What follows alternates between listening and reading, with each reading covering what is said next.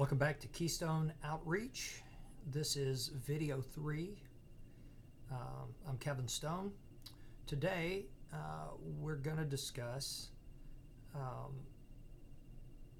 the identity of Israel, particularly as distinct from Judah, and so we'll cover the origins of the tribes of Israel, the nature of the tribes of Israel, and then where they end up. Each respective entity ends up prophetically. So Israel begins, of course, after the flood. In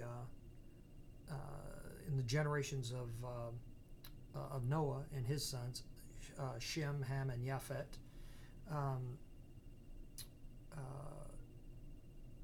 They had there were three named sons of Noah, and we don't know how many wives they had, but the Bible tells us which nations were founded by which sons and their offspring. So the sons of Shem are what we refer to as the Semitic tribes. Now, when we think of Semite, we think of the Jews, but actually, all of the Caucasian tribes are Semites. And back then, that included Akkad, which later became Assyria, Urartu, which we also know the people of that city-state as the Aryans, and the Chaldees. They're the same people. And a name that was applied much later through a misunderstanding of one of the epithets of one of the kings, which was king of the Hatti lands, which meant basically the captured hinterlands. It's where we get Hittite. But so the Hittites were the Hittites, the Aryans, the Chaldees, Urartu. They're all the same people. But the Phoenicians were Semitic, as were the Philistines. Hamitic tribes included Egypt, Cush, so the Ethiopians, all the African nations, Canaan, and then all the founders of the city-states of Mesopotamia. So Erech, or Uruk, the Bible calls it Erech, Sumerians call it Uruk, Babylon, Ur. These are all these all of those city-states of the Tigris-Euphrates Valley were Hamitic tribes. Now, Japhet's interesting. We're given the names of nations that were derived from Japhet, but we don't know who they are. So it makes sense that if the Caucasians, the white people, are the sons of Shem, and the black people are the sons of Ham, that the Asians are the sons of Japhet, and that would be why the names of their cities wouldn't mean anything to us, because there was a period where there was a pretty distinct separation, kind of a lack of ongoing communication between the Far East and the Near East. So, and I'll digress for a moment and mention Caucasian. That term, we'll get to it more specifically in a little bit, but it refers to those Middle Easterners, or people from south of those the mountain range that extends from Turkey all the way up through the Caucasus, and up through Armenia and Azerbaijan and all those countries. So the Caucasus there kind of divided Europe from Anatolia Anatolia and the Middle East. And so the Caucasians are those ancient peoples who made the trek across the Caucasus and then spread across Europe. But they're not a separate people. Europeans, everybody came from that cradle of civilization, and it wasn't Africa. And I know that everywhere you read, the what do they call her? The something or other Eve. They got some half-ape cave woman or whatever that's supposedly the progenitor of everybody. The cradle of civilization was that general area that ranged from just south of the Caucasus and those hills down through Mesopotamia and down along the Jordan and then across the Sinai and into North Africa. That's where everybody came from. And then civilization, or even uncivilized, people dispersed from there. But so as some of the sons of Noah lived on for a long time, it's almost certain, for example, that the priest king of Salem, who's referred to by his title, Melchizedek, for example, was actually Shem. He was the birthright son, and that's why he was priest and king in Salem, which later became Jerusalem. But there would have been many generations during his very long life after the flood. So, but among the other, as I mentioned, the other Semitic nations were in the early days. It was Akkad, which then later became Assyria, and then Urartu, the Chaldees. So we're told that Abraham came from a priestly family in the city of Ur of the Chaldees. Now, there's the city-state that's where the Hittites, the Chaldees, etc., came from. It's called Urartu, which and the word Ur means city. Ar is mountain or hill. So Urartu is the city of the hills, and so. Just as the Armenians, lived in the hills, and so did the Urartians. So that's where Abraham's from, not from Ur in Mesopotamia, but from Ur of the Chaldees, Urartu. And so what happened is, in the generations after the flood, of course, everybody, initially the sons of Noah, they'd been through the flood with their father, and they all knew the straight dope. They knew what they were supposed to be doing. They knew how the faith was supposed to work. But as people do, they rapidly fell away and they fell into error. In another of these videos, we'll go into who and we think what the pagan so-called gods are or were. But even the Bible tells us that they were still around to influence things and corrupt men, and so corrupted they were. And so as they began to fall away from the true faith and take on all these pagan accretions, there came a need to divide someone out, to create a new people for a renaissance in the true faith. So God, we're told, chose Abraham, a faithful and moral man, from unfortunately people that were falling away. So as we know, Abraham went through all his trials and tribulations and ended up, he and his wife Sarah, quite old, with her still never having had a son, given him an heir, and God had promised that she would give him an heir. But as again, we tend to not be very trusting of our Father, who is absolutely worthy of our trust, and so not losing his faith, Abraham bore a son through a handmaid, Hagar, an Egyptian woman, and in so doing spawned the Arabs who became on or who went on to become the Muslim nations, but through Ishmael. But the son of the promise was ultimately born, and Sarah bore him a son named Isaac. And we all know the story of the sacrifice, or the requested sacrifice that Abraham was willing to do, and God stayed his hand, and so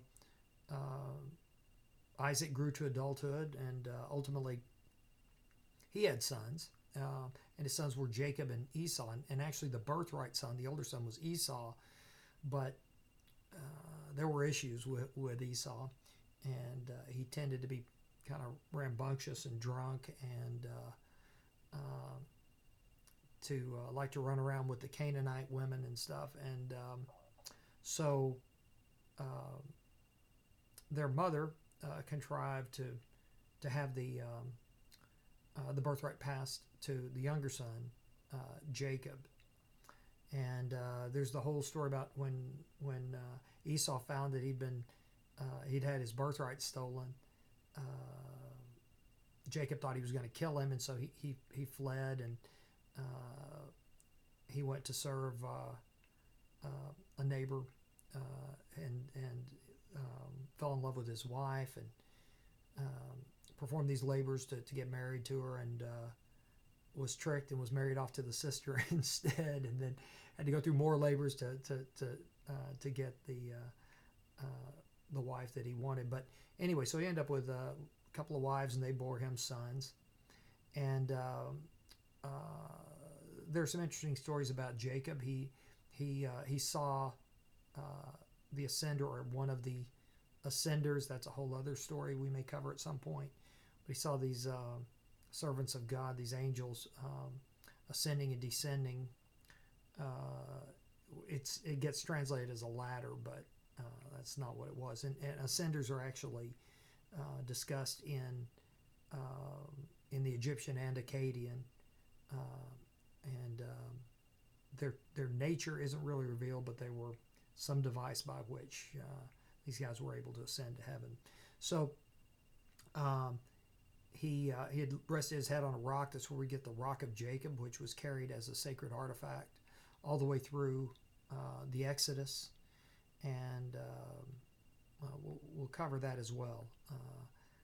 It's still around, but anyway, ultimately he was given the name Israel, and so the tribes of Israel are the sons of Jacob, and so he had 12 sons. I'm assuming most of you know the story of Joseph and his coat of many colors, and his brothers being jealous of him and leaving him in a ditch where he was carried into captivity into Egypt, but being a very clever boy, became an aide to the Pharaoh, warned him of an impending famine, allowing the Egyptians then to lay up stores so that they wouldn't be afflicted by the famine, and while his family back in the promised land were. And so they had to come with all these other refugees streaming across into Egypt to try to get food. So they were ultimately all rejoined, and all happy guests of the Pharaoh. And so it continued for generations. They got there and they just stayed. He was Joseph was a member of the royal court, and so his father and his brothers were honored guests, and they stayed there, and they had children, and became a growing population there in Egypt. Now, as far as the tribes and their identities, what happened is that ultimately the tribe of Levi was given no birthright status. Instead, they were assigned to the priestly duties to serve the other tribes as priests. So they ceased to be a recognized tribe. And to bring the number back up to 12, Joseph, because of who he was and what he did, rather than have a tribe called Joseph, each of his two sons, Ephraim and Manasseh, were granted their own tribe. So 2 of the 12 tribes were sons of Joseph, and the Levites, sadly for them, they didn't count. And so it was, and they carried on through generations until a new Pharaoh came along, and we've all seen the movies, and where the whole scene gets turned into Peyton Place, basically Peyton Place on the Nile, but Ramses, but Ramses is who they identify as the Pharaoh. Absolutely not. The timing's wrong. Everything about it's wrong. The Pharaoh of the Exodus was, to an almost absolute certainty, Akhenaten. And while there have been some quibbles about the timeline, actually Roger Henry, kind of expanding on the work of Immanuel Velikovsky, reconciled this 400-year error in the classical chronology that was caused by the Manetho king list provided to the Greeks by the Egyptian historian Manetho, who inadvertently duplicated a 400-year Libyan dynasty, where he lists them by their Egyptian names and then sequentially by their Libyan names, when in fact it was the same dynasty. So there's an extra 400 years in there, and that's what throws everything off. So you correct for that. And the Pharaoh of the Exodus was Akhenaten. We're told in the Bible that he did as the pharaohs before him had not done, indicating some form of impudence or insolence or offense. We know that Akhenaten moved the worship or the seat of the priesthood from Thebes to this new city he had built out in the middle of nowhere called Akhenaten, and he changed the national worship from Amun-Ra to this obscure solar deity called Aten, and that's why his name is Akhenaten. And his son, of course, was Tutankhamun, who was not born Tutankhamun. He was born Tutankhaten, but after the death of his father, Akhenaten, the priests, as quickly as possible, tried to revert everything back, kind of did away with the worship of Aten, moved everything back to Thebes, made the new young pharaoh, Tut, change his name to Tutankhamun, and then promptly had him murdered and replaced because they wanted that whole bloodline out of there. But Akhenaten was a very bizarre guy. If you've ever seen depictions, it looks nothing whatsoever like his depictions are nothing like the depictions of the pharaohs before or after. They're bizarrely cartoonish. He's very gangly, long, thin neck, very small, collapsed rib cage, narrow shoulders, long, thin arms and legs, and then the strangest feature by far is his like feminine thighs. He's got these like woman's backside and thighs, while his legs and arms are very thin. So, which has led some scholars to believe even that it was possible that Akhenaten was actually some woman masquerading as her brother or something like that. Unlikely, because with his wife Nefertiti, he had children, including Tutankhamun, and the children are depicted. But there was something weird going on with the guy, and they all had these long necks and these oddly shaped heads, and they were freaks by any measure. And interestingly,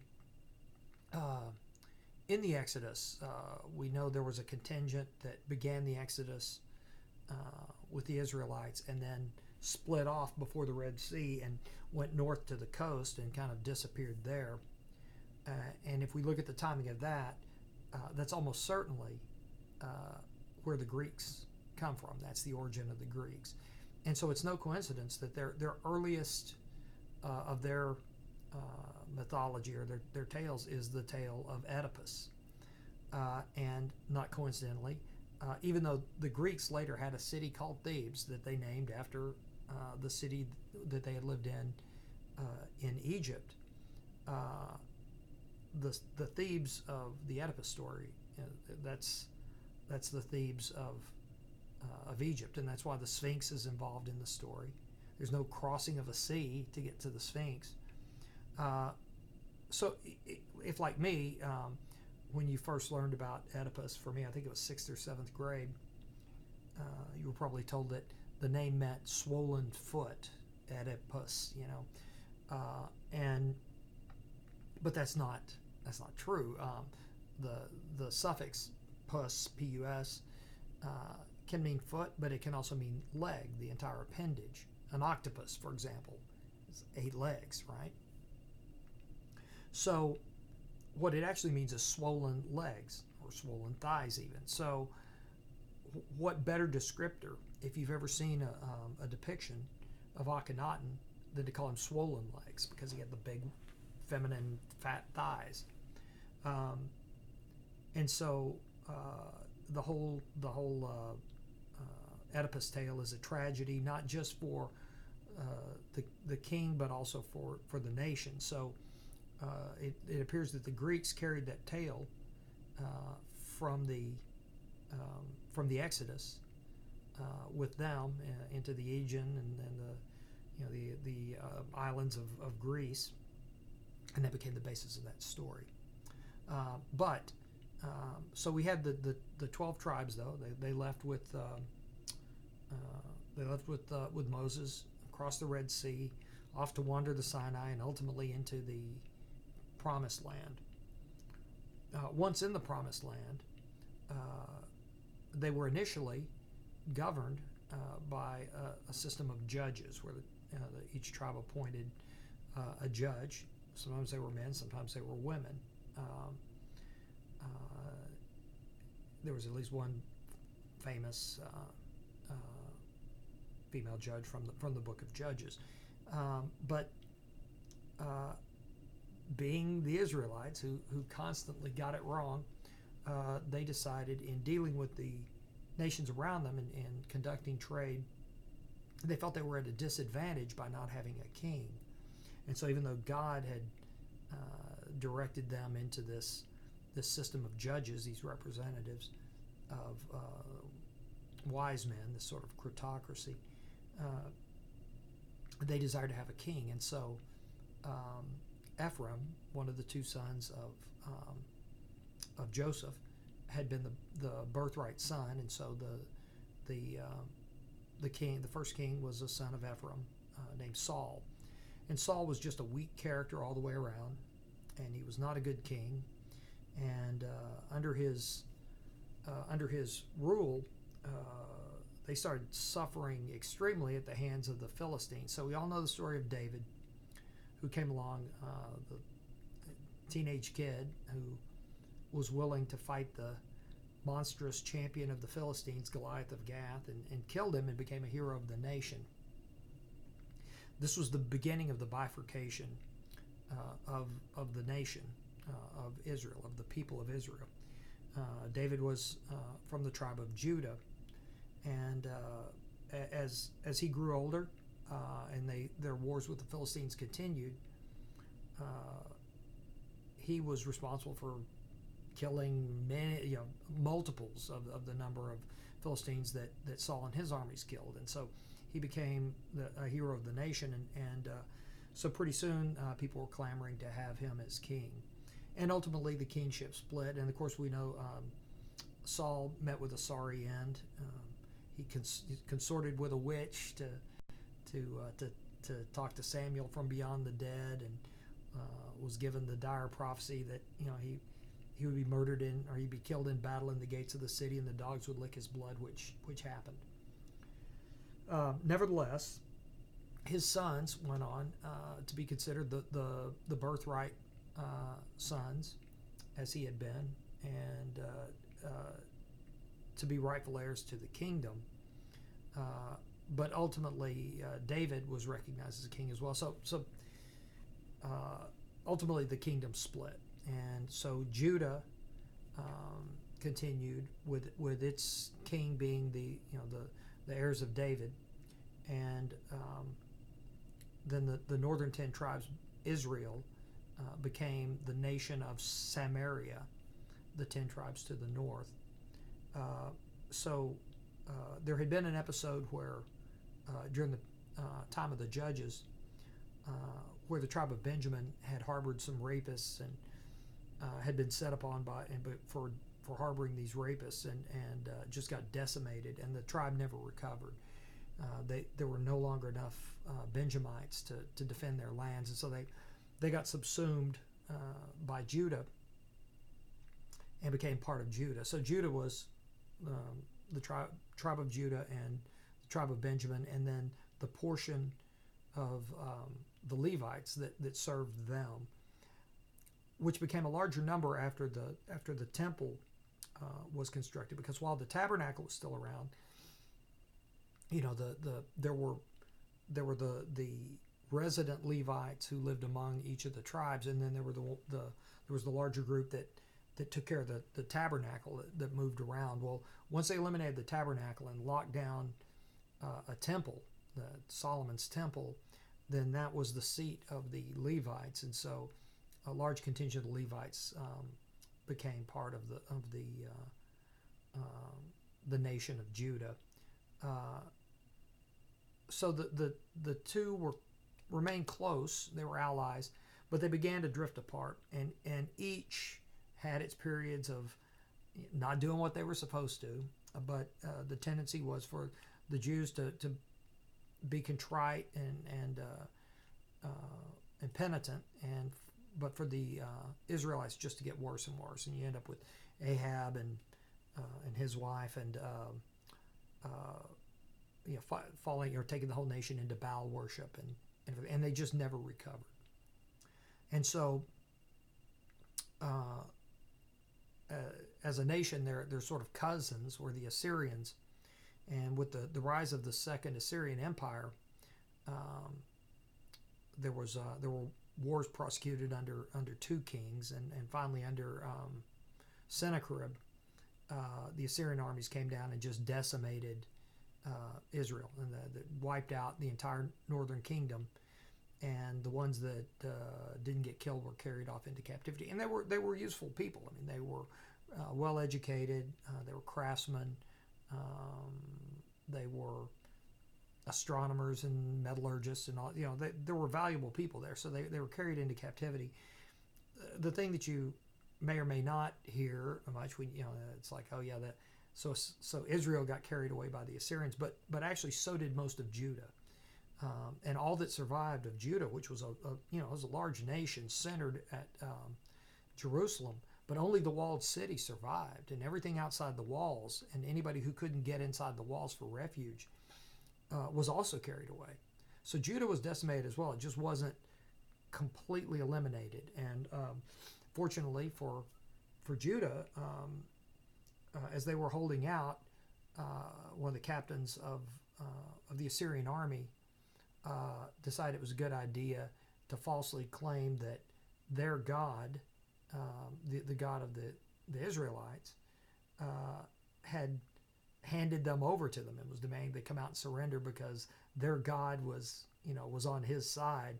And so Hezekiah called out to God and said, it's one thing for us, we may deserve this, but you don't deserve to this blasphemy. And so in the night, God sent an angel and killed half the Assyrians, and they woke up the next morning with everybody, with the guy lying next to him, dead in his bedroll, and they kind of lost their appetite for battle and went off and left Jerusalem intact. And so Judah was able to rebuild while Israel languished in captivity in Assyria. But again, these guys, They just never learned. And so, as we're told by Jeremiah, as bad as Israel had been, and with the example of what happens to you when you're not obedient to God, with the example of half their own people or more, and all 10 of the other tribes being conquered and led into captivity, the people of Judah got worse. They were worse. Within a century and a half, they were just horrible. And so, this new leader in Babylon, who was Chaldean, Nebuchadnezzar, the Chaldeans had kind of come down. They in their various exploits, their empire grew and shrunk, and they ended up in different places. And so, a large contingent of the Chaldees ended up in Babylon, and ultimately they seized power and created what's called the Neo-Babylonian Empire. So it was the first Babylonian empire that weren't sons of Canaan. These guys were Chaldees, so they were also related to the Jews. It's where Abraham came from, and so they came down, crushed Judah, murdered the royal family except for Tamar Tefi, who, along with the prophet Jeremiah and his scribe Baruch, ended up escaping. He took the Rock of Jacob with him, and they all ended up in Ireland, and she ended up married to the king of Ireland, becoming the queen of Ireland. And the Rock of Jacob became the coronation stone, the Leah failed. And Jeremiah is known to us through Irish history as Aramon, which is their pronunciation of the J wasn't pronounced like we pronounce the J. It's pronounced Jeremiah. Well, they called him Haramon, and they even talk about his scribe Brock. Well, we know from the Bible his scribe was Baruch. So Aramon and Brock are Jeremiah and Baruch, and but that's another story. So that was it for the time being for all of the people of Israel. They're all in captivity, except something interesting happened. So as Nebuchadnezzar's armies grew in power and started threatening Assyria, Assyria realized that they couldn't simultaneously try to fight off this growing army to the east and maintain their captives. And so they released most of their captives. They gave them an option to stay and fight or just go, but they couldn't keep them in captivity. And so the Israelites just went, where they became a nomadic group that were known as the Getai or the Gushim, depending on who you talk to, and they were often misidentified as the Skittoi, the Scythians. But up north they went to the land of their origin in what's now Armenia, but Urartu. But they kept going, and they ultimately crossed the Caucasus Mountains and into these uninhabited lands beyond, and became the Caucasians. Now we know what happened to the Jews.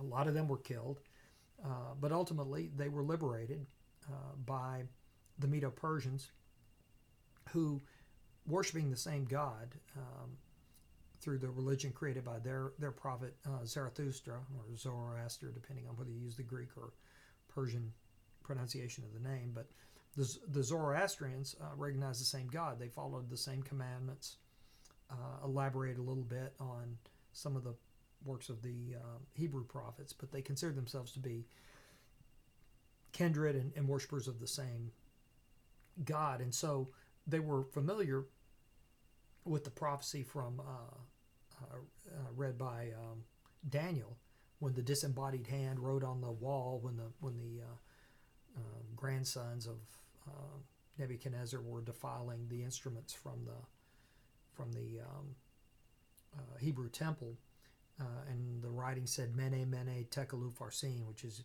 you've been weighed and measured and found wanting, and will be carried into captivity by the Farsi, the Persians. And so Darius was, aware of this prophecy when they ultimately launched their offensive against Babylon, and pretty easily defeated the Babylonians. Just kind of rolled through, and they became the dominant empire for some time. Unfortunately, as all these people do, they fell into paganism as well, in the form of a Neo-Babylonian religion called Mithraism, that was based on this old Persian deity, and they began violating all the laws of Zoroastrianism and the biblical faith by creating these depictions of their title for God was Ahura Mazda, but they called him when they started shortening it to Ormazd as a proper name instead of the title Light of Wisdom. They started depicting him like this old Sumerian god Enlil, which was also the Assyrian god Ashur. Exact same depiction. It's also the Greek god Jupiter. They're all the same guy. And so they fell into paganism, and then ultimately the Greeks, kicked their butts. And before all was said and done, the Jews were back in Jerusalem, and they eventually built another temple. In the Maccabean Revolt, they won their independence and held it for a while until they became a province of Rome. And then we know that story.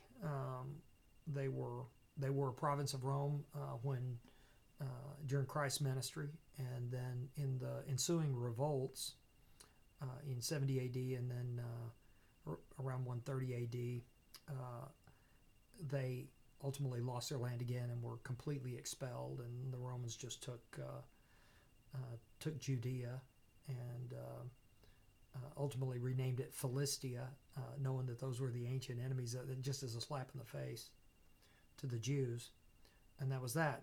But so this began the Jewish diaspora, because they were chased away. And let's go back and talk about the Jews for a second. The tribe of Judah, the people of Judea, they after Christ's ministry, we're kind of left with this hole of sort of, Christ was crucified, and people saw him. People were aware he came back to life. They'd seen him bring somebody back to life. There were all these miracles and stuff, and yet somehow, at the end of it all, we're to believe there was just this little band of followers, the 12 disciples and the people they could reach out to, that constituted this little cult of Christianity, and then everybody else there just remained Jews. Well, it's not at all what happened. James the Just, the brother of Christ, became the chief priest of the temple, and so the Christians had major status, but there were also a lot of people who didn't believe that Christ was the Messiah, and so there were these followers of these other messiahs that came along, whether it was Simon Magus or other multiple false messiahs actually that came along, including, as any of you who have followed my writing and stuff in the past know, Saul of Tarsus is among them, and we'll discuss that in a separate video. But so when they split, they began to bifurcate, and then sort of trifurcate, because so there were the Jews that didn't believe that Christ was Messiah at all. Huge body of Jews that absolutely believed he was the Messiah, to the point that they elevated James to chief priesthood. And then there were these apostolic Christians who followed, rather than following the 12 disciples that Christ hand chose, followed a different doctrine. And you can read the Acts, read the epistles, read the letters of James and what he has to say. And the guy he's talking about is Saul of Tarsus. They had very different doctrines. The followers of the Way, Christ's disciples, and their followers, the Ebionites, had a completely different vision of what the religion was. than what this mystic Saul of Tarsus had. But he had a huge following, and ultimately, because the Romans were hell-bent on persecuting these messianics, just as they'd been hell-bent on crucifying Christ, they actively tried to suppress the true followers of Christ, the Ebionites in the way. And remember that Saul of Tarsus had been, he was a Roman agent whose job was to ferret out Christians for prosecution. And so he was kind of given free rein to go and develop his followers. And so it was inevitable that ultimately, at least among the remainder of the people there, this apostolic faith really took hold. In the meantime, the real Christians disappeared all over the place. Huge contingent of them ended up in France, in the south of France. Joseph of Arimathea, being aware of the Celts who were descendants of Tamar Tefi, and who also were represented by some of the other tribes that had already had long before disappeared across the Caucasus and dispersed throughout Europe.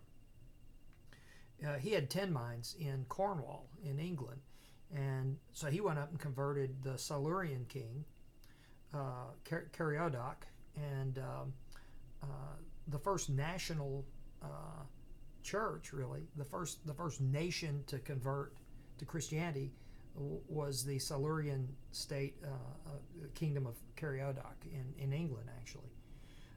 But they had colonies in Spain and throughout Northern Europe, and so that's where most of the real Christians went, while the apostolics kind of stayed in the empire. The true Christians, because of their persecution, had to flee to the fringes of the empire. But then there was this other group. So ultimately, that they also were persecuted after the death of Saul. Rome saw fit to go ahead and start persecuting the apostolics as well. And then, so there was this other contingent of Jews that after the Second Judean Revolt, they also were chased from the Holy Land, and their diaspora began.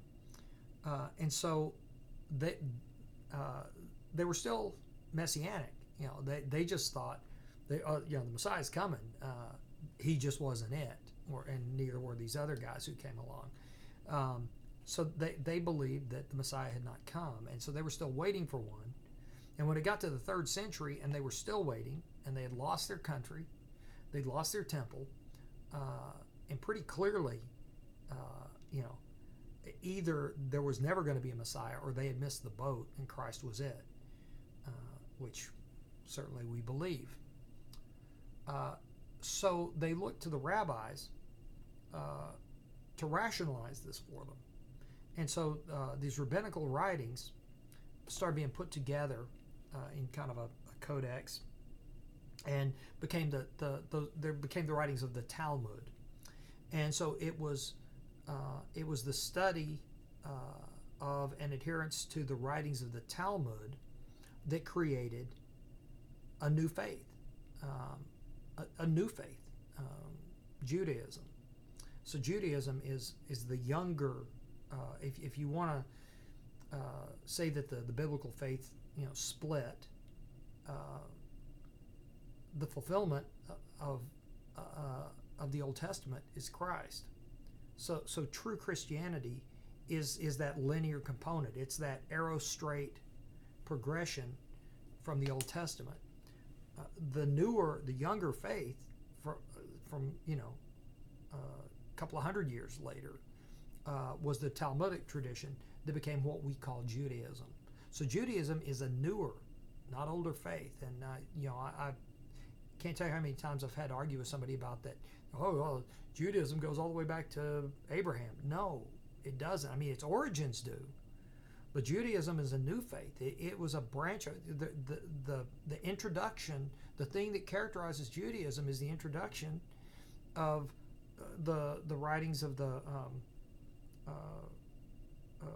rabbis. These rabbinic writings, And then beyond that, then there are all sorts of other weird mystic writings that characterize other branches. But you can only fault Judaism so much, because certainly there have been all kinds of crazy weird cults that spun off of Christianity as well, to the point that the trying to adhere to the true faith comes down to me talking to you on a camera on my computer monitor, because we don't have any accurate representations of the true faith out there. Again, we know from John's revelation at Patmos, we know what that church sitting on the 7 hills in Rome is. He told us quite clearly, and it's not Christ's church, and everything else spun out from that. So even if you have a reformation of an apostolic faith that was a false faith, that was characterized by pagan accretions, it may be better, but it's not right.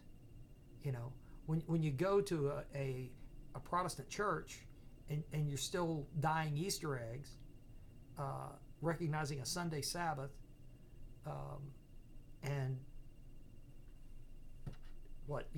doing the Christmas tree, preserving the Saturnalia. I'm sorry, you may be closer to what the book is about, but you're still a false faith. You're a reformed version of a counterfeit. So you're a better counterfeit? So we get to the point by the later Roman Empire, the real Christians are still having to hide. And after centuries of Roman persecution, they got really good at it. And so when the Roman Empire ceased to be a secular empire, and the apostolic church tried to convert it through this bogus grant of Constantine into a religious empire with the Holy Roman Empire, the real Christians still had to hide. So what do? They end up having to maintain this underground tradition with stories like Tannhauser and the Grail romances and stuff to preserve the idea of who Israel really was, and that the real faith is an underground stream that's running counter to this overt false version of the faith. And so they carried this through the formation of the Templars, the retaking of Jerusalem, the recovery of the Temple Scrolls, which is what the Dead Sea Scrolls really are. We could go off onto so many tangents, and I'm already at almost 50 minutes here. So let's get to what God tells us is going to happen to Israel. So we're told that this woman with the crown of 12 stars, that's Israel. It's not Mary. It's not the Virgin Mary. It's Israel. 12 stars and that she's pursued by the dragon, and that she's carried away on the wings of an eagle to a place prepared, where she earns her respite. There's a reason that the founders of this country were Anglo-Saxons. People don't know what that means. England was an island where just gradually all of the tribes of Israel at some time or another made it there. The tribe of Dan, that still keeps its name to this day, the Danes, they ended up there. Judah, that were called the Jutes, they made it there. The Celts, the various Celtic tribes, and it's funny, if you look at ancient Celtic and compare it to ancient Hebrew, their entire words and phrases, they're still exactly the same. And certainly Jeremiah knew where he was going when he took Tamar Tefi. So they all ended up there. And so they were pretty easy to convert to Christianity, because it was a continuation of their ancient faith, and they were able to go back and restore their ancient faith. But then these Catholic Normans, who were Vikings, marauders, came across the English Channel and conquered the island in the Battle of Hastings, and went on to just be a terror and just viciously oppress and subjugate the Angles, Saxons, and Celts, and continue to do it on up through the Irish potato famine, and it never ended. And all our heroes of British folklore were all people who fought the Normans, that contended with them or undermined their rule, be it William Wallace or Robert the Bruce or Robin Hood. That's what Robin Hood was about. He was an Anglo-Saxon, and and his people were being starved to death in their own land. They couldn't hunt animals in their own forests because the Norman king claimed the forests and the food, and he was able to keep them in thrall by keeping them starved to death. And so Robin Hood wasn't a thief. He was reclaiming the lands and rights and food of his people. And so there's a reason that when the New World opened up, the Anglo-Saxons, that's who came over here, to build this country, to get out from under the iron fist of the damn Normans. And they knew who they were. They knew they were Israel when that's why our Great Seal has the 12 stars on it. They knew who they were. That's why it's got the pyramid on it. So, long story short, we're Israel. The wings of an eagle are the wings of an eagle. It's no coincidence that that's our symbol for this nation. And this was the place prepared where they could come and truly worship. And they didn't have to be subjugated or suppressed by the Church of Rome, or the Church of England is no different from the Church of Rome. The only difference was that they granted Henry VIII a divorce. I mean, other than that, the differences are few and far between. And certainly the persecution, of true Protestantism was every bit as great. About the only place it found any real refuge in the British Isles was in Scotland for a time. So that's what got us here, and we're Israel. The United States is Israel. That's who we are. Now,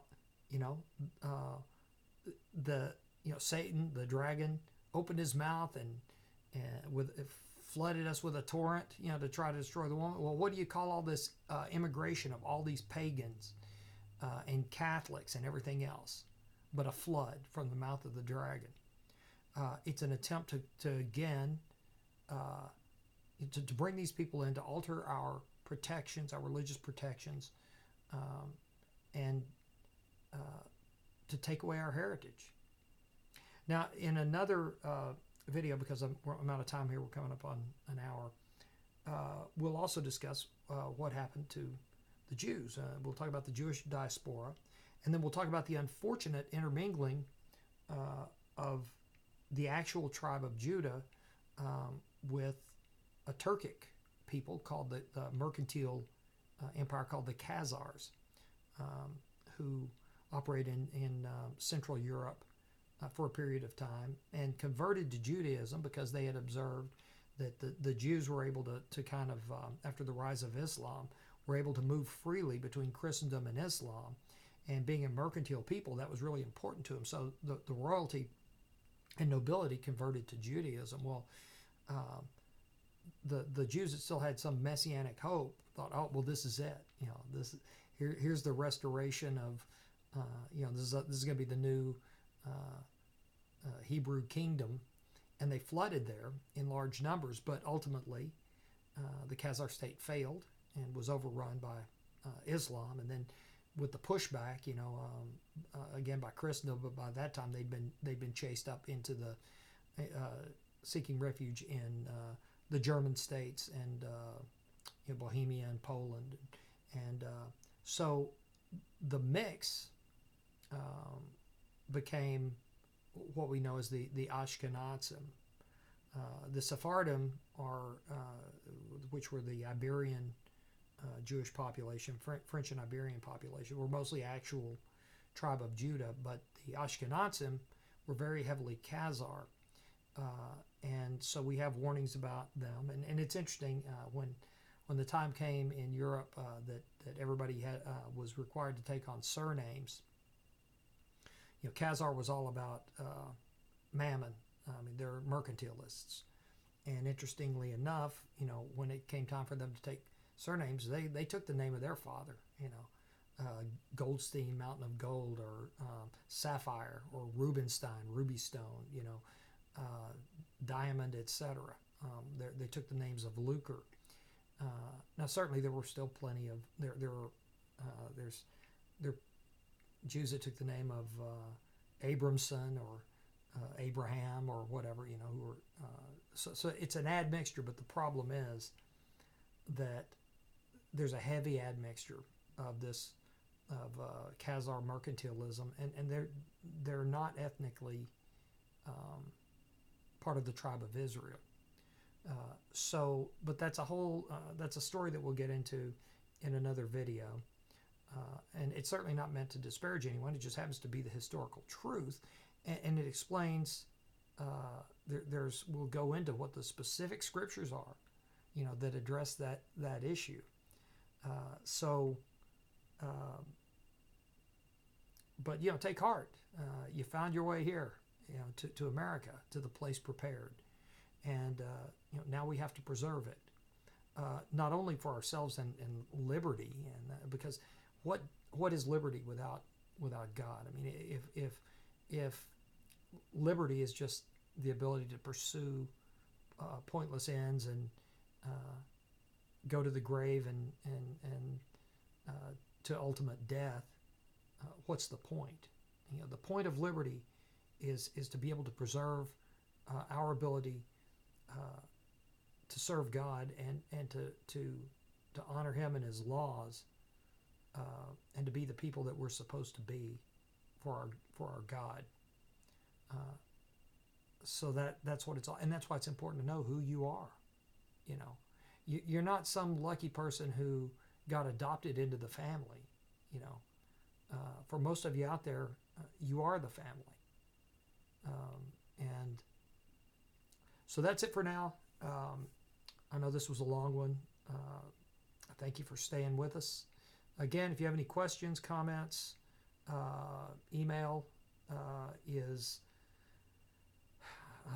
This is so new. I'm still keep forgetting the the email. It's keystoneoutreach @gmail.com.